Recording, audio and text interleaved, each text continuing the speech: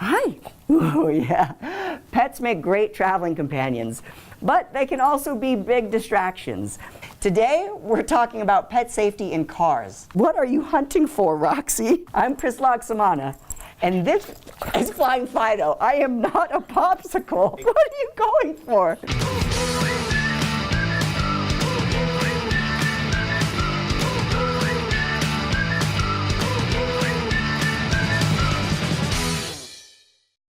Unfortunately, less than 20% of pet owners restrain their four-legged friends in the car. You know, dogs, cats, llamas. And if your pet is sitting in the back seat and you happen to brake suddenly, your pet becomes a projectile. In a collision at just 35 I'm sorry, I'm still thinking about the llama. In a collision at just 35 miles an hour, a 50-pound dog becomes a 1,500-pound cannonball. That's like 1,500 one-pound things. Think about it. But there are plenty of ways to safely restrain pets to keep you and your little buddy safe. To help demonstrate this, we've enlisted the help of a professional. We're here with Dr. Heinley with the Erie Animal Hospital. She is a veterinarian and all-around animal whisperer. Seriously, she whispers to animals constantly. All the time. All right, so I understand today we're going to learn about pet safety in cars. Yes, both dogs and cats and how to restrain them in the cars and keep them safe. I can't picture restraining a cat in a car, like with a seat belt. No, I'm going to show you how to do it right. So why is it important? Well, if you happen to slam on the brakes too hard, there are many things that can happen to them. Working at an animal hospital, like what types of things do you see? Well, the big things we see are usually injuries to legs and that because they get stuck in the seat or they get, thrown up against the car. Worst cases I've seen is where they've actually gotten thrown from the car or they jump out of the car. So dogs jumping out of moving cars, that happens? It happens more than you'd like to see. Yeah, I've never seen a dog seatbelt before, so you're gonna teach me how to do it? Sure. We're about ready to get started with the restraints. Let's take a look at this. We have a guest with us. Say hello to Tank. Oh, Tank is camera shy. Oh, that's not helpful. That's fine. Okay. Okay, let's find out how this guy hooks in. Good dog. All right, so what we're gonna do is we're gonna get Tank to just sit down for us. Seatbelt's gonna go right through the two loops there? Two loops here, okay? And then we can just go ahead and put him right in. Now, is he gonna be able to move around a little bit? Or? A little bit. He can sit up, he can move to each side. Now, what is this that we have right here? Right there, that is a screen that kind of separates the front seat from the back seat. So that's going to keep the pet in the back seat. You cool with this, Tank? Yeah, he's cool. All right, so now we get to talk about cats. Yes. So who do we have here? Well, this is Snowball, and Snowball is here in her nice little carrier, and they're not able to move around the car, which is safer for them. Where do we put it in the car? Where's the safest You can place? just put them right back in the back seat. A lot of times, just like we kind of did with the dog, you can kind of put them in there and then strap the seat belt around the carrier to hold it into the seat. So we take the waist strap here? Yep, and kind of put it up a little bit so that it goes right across. There you go. Dr. Heinley, thank you so much for your expert advice. Well, thank you for having me. Yeah, you bet. We learned how to restrain a cat. We learned how to restrain a dog. Unfortunately, didn't learn how to restrain a llama. Sorry.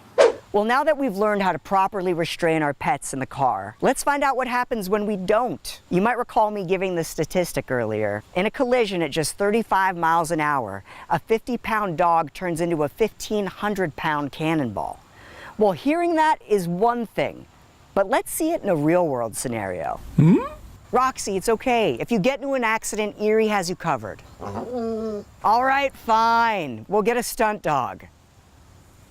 Ugh!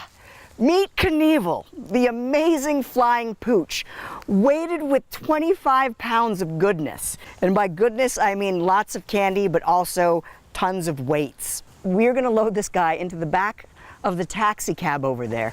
Okay, buddy. Safety first, Knievel. Safety first. Let's protect those baby brown eyes. There you go, you are ready for flight. So here we go. We're gonna show you what happens when a pet is not safely restrained. I'm gonna achieve a speed of 35 miles an hour and then I'm gonna slam on the brakes. Now for my safety, we're using a taxi cab with a glass partition. As for Knievel's safety, I don't think the partition is going to help much. Knievel, you ready back there? Nope. Okay.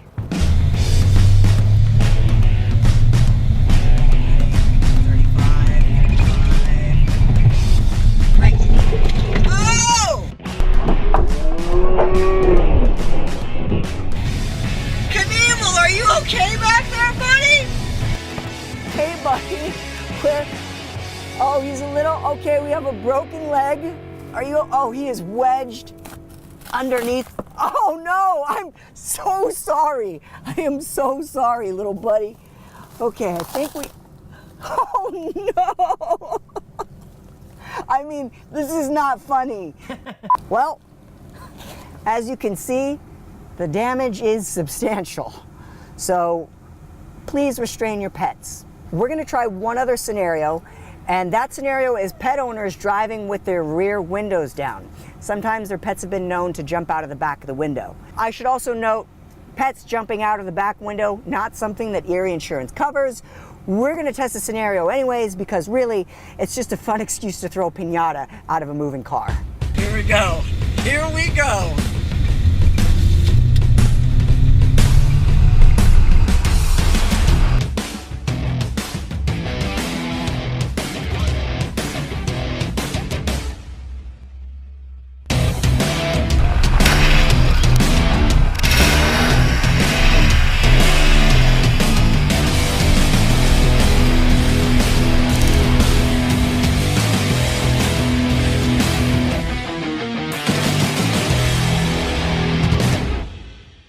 Well, clearly that experiment did not go well for Knievel. So remember, folks, restrain those pets.